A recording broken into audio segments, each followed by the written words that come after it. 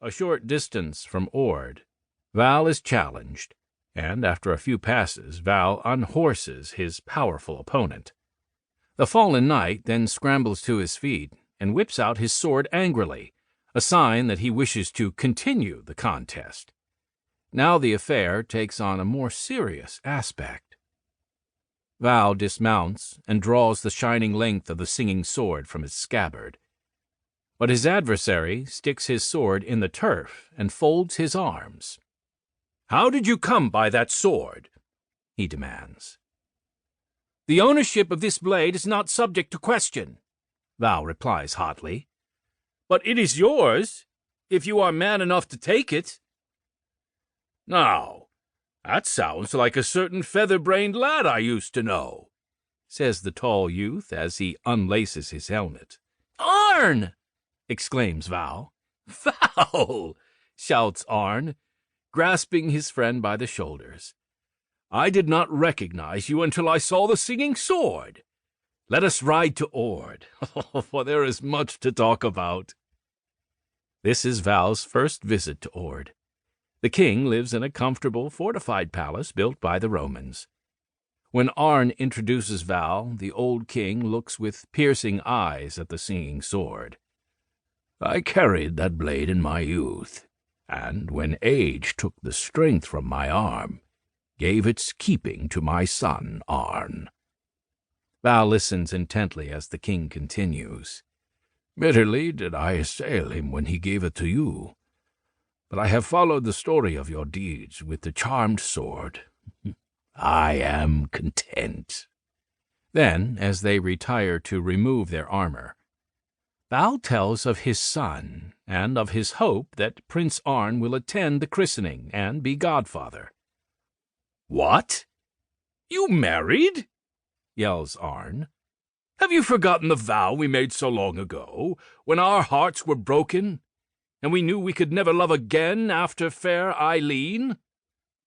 Never could he forget their great love for Eileen, their rivalry for her hand, their vow. "But Arn, we were so young, mere lads," Val explains, "and I had not yet seen Aleta." "No matter," says Arn sternly. Then something in the doorway catches Val's eye, something that might well make a hypocrite of Arn. "What is that?" bellows Val, pointing to a small, scantily clad youngster. "And who belongs to it?" "Oh, you mean this?" laughs Arn, picking up the tiny bundle in big, gentle hands. "Ah, must be one of my wife's toys." "So you long-winded hypocrite," frowns Val. "You, too, broke your vow. And to the first pretty face that came your way, I warrant." Then a woman's voice calls. "Val, Prince Valiant! You wandering scamp, you vagabond, where are you?" "Here, madam," answers Val, mystified. Then a trim young lady with merry eyes comes in and takes the child as Val looks on, dumbfounded. "This, madam, is Prince Valiant?" he asks. "Yes," she says. "Arn and I have named him after that wonderful knight who so bravely wields the singing sword." "Val," says Arn, smiling broadly, "this is Lynette, my wife." "Fair lady, I am Prince Valiant, and I am deeply honored," says Val, bowing low and kissing her hand. "But come, we are wasting time. Let me tell you of my son." So, a double christening is planned. Prince Arn will be godfather to Prince Arn, and Prince Valiant will be godfather to Prince Valiant.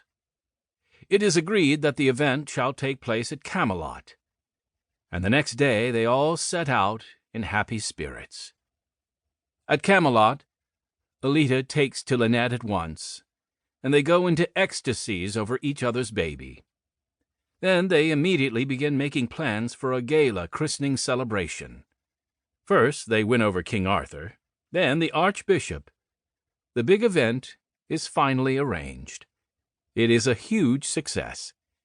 King Arthur and Queen Guinevere are there with their royal court.